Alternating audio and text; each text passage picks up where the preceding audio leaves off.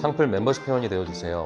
창풀 멤버십을 가입해주시면 실제 창업에 유익한 100여 개 이상의 비공개 영상과 실제 예비 창업자와의 상담을 통한 지극히 현실적인 질문 그리고 저의 답변들을 보실 수 있습니다. 창풀 멤버십 혜택 링크 클릭해서 확인해 주시고 창풀 구독자분들의 회원가입은 양질의 창풀 컨텐츠를 만드는 데 큰 도움이 됩니다.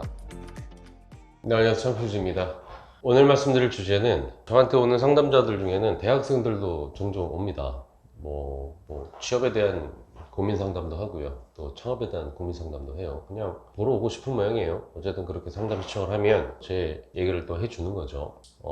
제목으로는 창풀지기, 대학생을 중퇴시키다 이 주제로 이야기를 하면서 지금 창업을 준비하시는 분들이 제 영상을 보잖아요. 그러면은 우리가 왜 장사를 해야 되나, 장사해야 되는 이유, 그거에 대해서 좀 포괄적으로 좀 이야기를 좀 드려보고자 합니다. 군대 다녀온 복학생이고 20대 중반의 남자 학생이 상담을 받으러 왔어요. 졸업하면은 취직은 문제가 없는 학과고요. 그렇지만 졸업할 때까지는 남은 기간 등록금에 생활비 이런 것까지 해서 대충 계산 때려보니까 한 2천만 원 이상은 들어갈 거고요. 시간도 한 2년 남짓 더 걸릴 예정인 대학생이었습니다. 본인 말로는 졸업하면은 안정적인 직장을 다닐 수가 있습니다, 이렇게 얘기를 하는데, 이 안정적이란 말이 뭘까? 그런 생각을 또 해보는 거죠. 자영업을 하더라도 일반 직장인들보다 못 버는 사람들 투성이잖아요. 그리고 또 자영업이라는 게 실제 성공 확률이 크지 않기 때문에 굳이 지금 장사에 도전을 해야 되나? 그냥 직장생활 하는 게 나은 거 아닌가? 이런 생각을 할 수가 있지 않습니까? 그게 그 복학생의 고민이었어요. 근데 이 안정적인 말이라는 걸 사람들은 정의를 잘 못 내려요. 그리고 더 문제는 본인의 몸 쓰는 거를 그냥 기본 옵션으로 생각을 합니다. 본인의 몸이 소모품일 뿐인 이 몸을 쓰는 걸 그냥 공짜로 쓴다고 생각을 하는 거죠. 자영업시장에서도 그런 기본 옵션으로 자기 몸을 너무나도 함부로 쓰는 사람들이 있습니다. 생활의 달인이라든지 각 지역별 가성비 맛집이라고 불리는 집들, 평생 본인의 몸을 갈아 넣습니다. 물론 잘했다 잘못했다 이걸 얘기하는 게 아니고 굳이 창업적으로만 생각했을 때 얘기를 하는 겁니다. 그 노동의 가치에 대한 거는 물론 존중받아야지 맞는 얘기지만, 제 영상을 보시는 분들은 노동의 가치가 아니라 지금 돈 벌고 싶어서 지금 창업을 준비하시는 거잖아요. 그분들은 자기 몸 이용료가 얼마인지조차 몰라요. 자기가 빠지면 안 되는 그런 위험한 상황을 정말 수십 년 그렇게 유지하면서 그 부품인 내 몸이 노화해 가면서 병을 얻고 돈을 벌었으니까 이젠 좀 쓰고 놀아야 되는 그 시기가 오면 또 아파서 못 놀죠. 이게 바로 우리 부모님 세대들의 비극인 거예요. 제가 얘기하는 기준은 이렇습니다. 안정적인 수익이라는 거에는 내 몸을 쓰는 행위는 없어야 된다는 거죠. 내 몸을 쓰면서 돈을 버는 행위는 아무리 돈을 많이 벌어도 언젠가는 모래 위의 성처럼 무너져 내리게 돼요. 만약에 어느 IT 전문가, 어느 코인 전문가가 그 IT 회사에 고용이 돼가지고 1년에 3억 연봉을 받는다고 쳐보자고요. 그러면 단순 계산으로 한 달에 2천만 원씩 돈을 버는 건데 이게 안정적인 건가요? 그러다가 재계약이 안 되면 어떻게 되는 거죠? 내가 일하지 않으면, 만약에 나를 새로운 인재로 대체된다면 그건 그날로 끝인 거죠. 근데 중요한 거는 그렇게 고액 연봉자처럼 한 달에 2천만 원 버는 것도 아니고 한 달에 잘해야 5, 600 벌면서 간신히 생활비 맞춰가면서 저축은 언감생심 꿈도 못 꾸고, 또 그런 사람들이 어느 순간 재계약이 안 됐어. 나이가 먹으니까 나가래. 새로운 인재로 대체됐어. 그래서 일을 못하는 이유가 생겨서 나오게 됐어. 이러면 어떻게 되는 거죠? 근데 그렇게 나오는 시기가 30대도 아니고 40대도 아니고 만약 50대로 가면 쳐보자고요. 이러면 그 사람은 어찌 될까요? 내 몸을 써서 얻는 그 수익은 금액이 크든 적든 그건 수익이 아니라 인건비예요. 인건비는 남의 수익을 얻는 데 쓰이는 부품 이용료입니다. 한 달에 나한테 인건비로 1,000만 원을 받든 2천만 원 받든 이건 언제든지 무너질 수가 있는 거죠. 근데 만약에 내가 10억짜리 상가를 샀어요. 근데 거기서 한 달에 나오는 임대료로 한 달에 200만 원씩 받는다고 칩시다.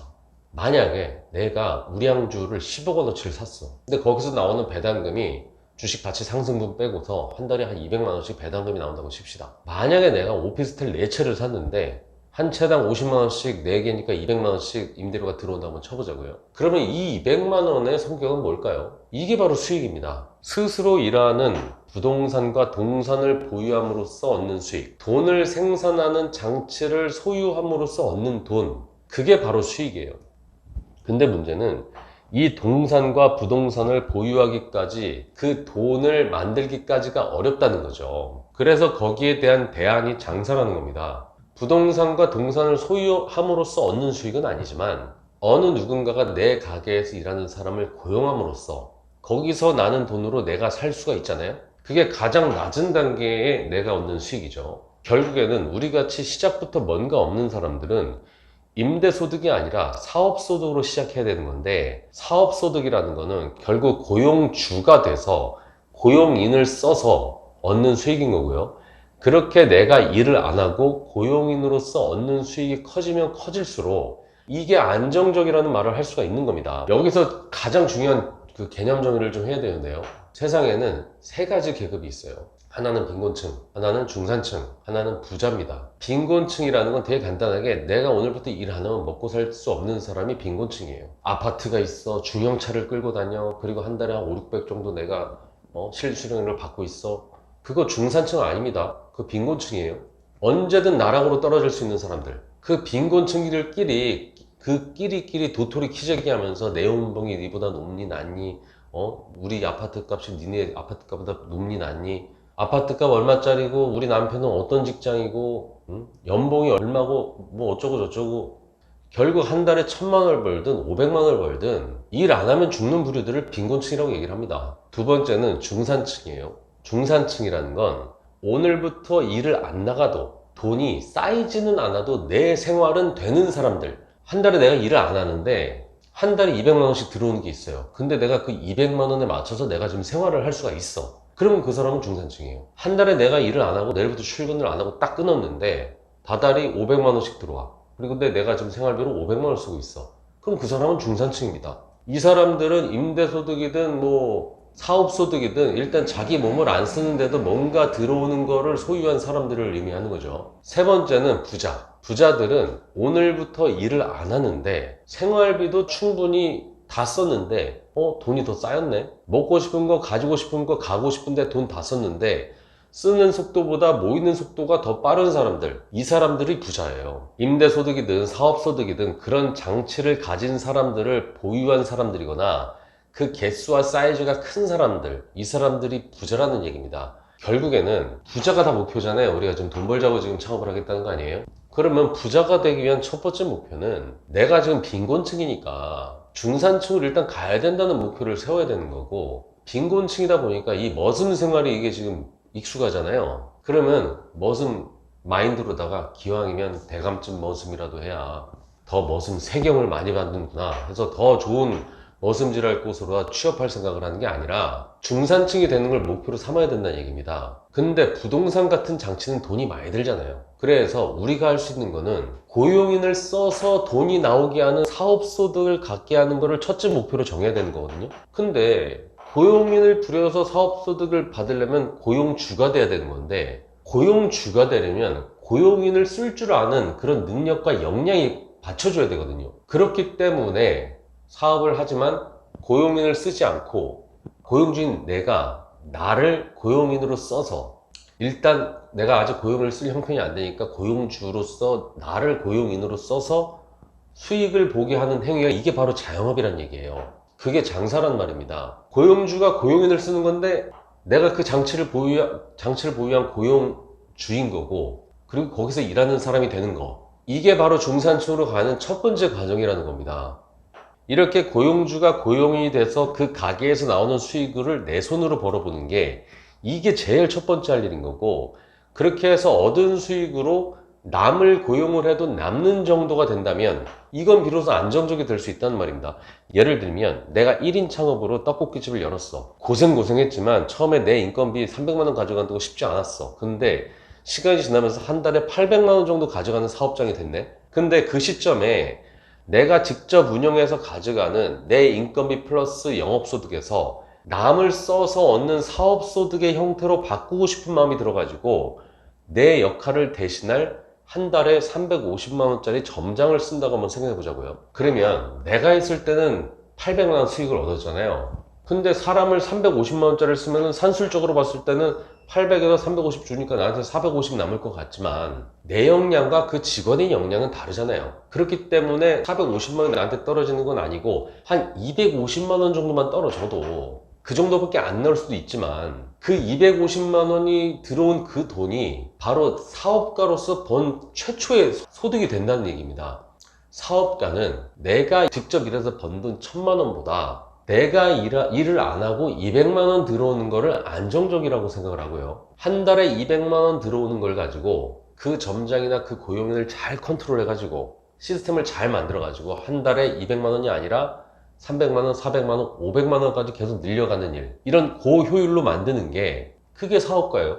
그렇게 만든 장치들을 하나 둘 개 늘려가는 목표를 세우고 달성하는 사람들, 이게 사업가인 겁니다. 근데 빈곤층들은 자신이 만든 장치에서 자기가 일을 해서 한 달에 800만 원, 1000만 원 가져온 걸 더 선호하죠. 사람을 써서 200만 원밖에 안 들어오면 그 점장을 욕합니다. 에이, 바보 같은 놈.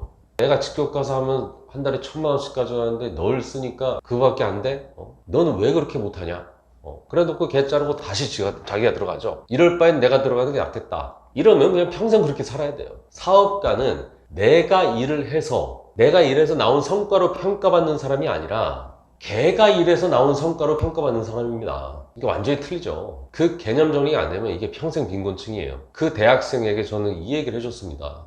네가 하려고 하는 그 안정된 그 직업이 단순히 돈으로만 생각할 건 아니지만 네가 생각할 때 즐거운 일이니? 그 일이 즐겁고 보람차고 가치 있는 일이 아니라고 한다면, 네 목적이 돈이고 결국 진짜 안정적인 삶이 목표라면 우선 중산층을 목표로 삼아야 돼. 그러려면 지금은 중산층이 되기 위한 첫 번째 과정, 내가 직접 고용주가 되어서 그 가게에 내가 고용이 돼서 일을 하는 장사, 자영업을 먼저 하는 거. 이 개념을 20대에 모르고 30대에도 모르고 결국 빈곤층으로 살다가 50대, 60대가 되면 그때 도전하게 되면 어떤 어려움이 생길 수가 있는지 그걸 얘기를 해줬고요. 지금 당장 실천하라고 했습니다. 그러니까 네 자신을 속이지 말고 당장 대학교부터 그만두자. 그리고 자영업에 도전했으면 좋겠어. 이렇게 조언하는 걸로 마무리를 지었습니다. 대학생뿐만이 아니라 우리 초보 창업자 창불TV를 보시는 분들도 똑같은 고민을 할 거라고 생각합니다. 제가 이 대학생한테 했던 얘기가 앞으로 목표 설정을 하는데 약간의 도움이 되셨으면 좋겠습니다. 이상 창불직이었습니다.